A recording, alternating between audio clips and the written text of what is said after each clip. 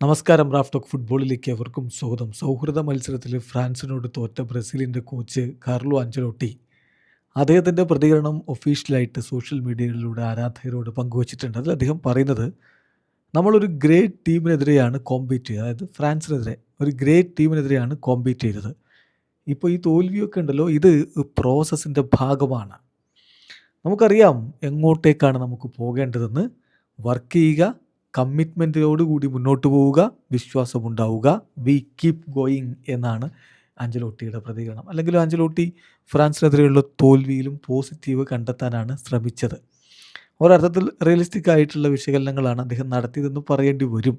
ഇപ്പോഴത്തെ ഈ ഒരു അവസ്ഥ വെച്ച് ബ്രസീൽ ഒരു റീബിൽഡിംഗ് പ്രോസസ്സിലൂടെ കടന്നു പോകുന്നതല്ലേ. നീണ്ട വർഷങ്ങളായിട്ട് കോച്ചായിട്ട് ദിദിയർ ദെഷാം ഫ്രാൻസിനെ മുന്നോട്ട് കൊണ്ടുപോകുന്നതല്ലേ. അപ്പോൾ ആ രണ്ട് ടീമും തമ്മിൽ സ്വാഭാവികമായിട്ടും അതിൻ്റേതായിട്ടുള്ള വ്യത്യാസങ്ങളൊക്കെ ഉണ്ടാകും. ആഞ്ചലോട്ടി പറയുന്നത് പോലെ ഇതൊക്കെ ഒരു പ്രോസസ്സിൻ്റെ ഭാഗമാണ്.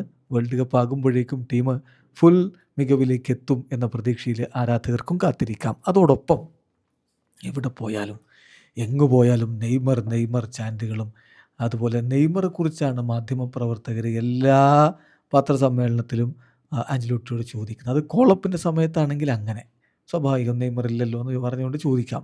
ഒരു കളിയുടെ പ്രീ മാച്ച് പ്രസ് കോൺഫറൻസിൽ, കളി കഴിഞ്ഞിട്ടുള്ള പോസ്റ്റ് മാച്ച് പ്രസ് കോൺഫറൻസിൽ, ഇൻ്റർവ്യൂ കൊടുത്ത അതിൽ എങ്ങും എവിടെയും നെയ്മർ മാത്രം.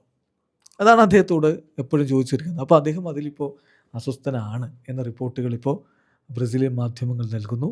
ആ ബ്രസീലിയൻ മാധ്യമങ്ങൾ പറയുന്നതനുസരിച്ച് ഇനി ഇപ്പോൾ ഈ കളിയൊക്കെ നടക്കുന്ന ഈ സമയത്ത് ടീമിലുള്ള താരങ്ങളെക്കുറിച്ച് മാത്രമേ സംസാരിക്കുകയുള്ളൂ എന്നൊരു നിലപാടിലേക്ക് ആഞ്ചലോട്ടി പോയിട്ടുണ്ട് എന്നാണ്. അതായത് സ്ക്വാഡിലില്ലാത്ത കളിക്കാരെക്കുറിച്ച് അവർ സ്ക്വാഡിലെടുക്കുമോ, അവരുടെ അവസ്ഥ എന്താണ്, അവരെന്തായി, എപ്പോഴായി, ഇങ്ങനെയുള്ള ചോദ്യങ്ങൾക്കൊന്നും ഇനി ഇടം കൊടുക്കുന്നില്ല. ആഞ്ചലോട്ടി സ്ക്വാഡിനെ കുറിച്ച് സംസാരിക്കുക. അതാണ് ഇപ്പോൾ കഴിഞ്ഞ കളിക്ക് ശേഷവും നെയ്മറെക്കുറിച്ചുള്ള ചോദ്യം വന്നപ്പോൾ അദ്ദേഹം പറഞ്ഞത്, ഇവിടെയുള്ള താരങ്ങളെക്കുറിച്ച് സംസാരിക്കാം, അതാണ് ഞാൻ ഉദ്ദേശിക്കുന്നത് എന്ന്. അതാണ് അദ്ദേഹത്തിൻ്റെ പുതിയ നിലപാട്. ഇവിടെ അവസാനിക്കുന്ന ഫുട്ബോൾ ലോകത്തെ കൂടുതൽ വിശേഷങ്ങളുമായി റാഫ് ടോക്സിൽ എത്താം.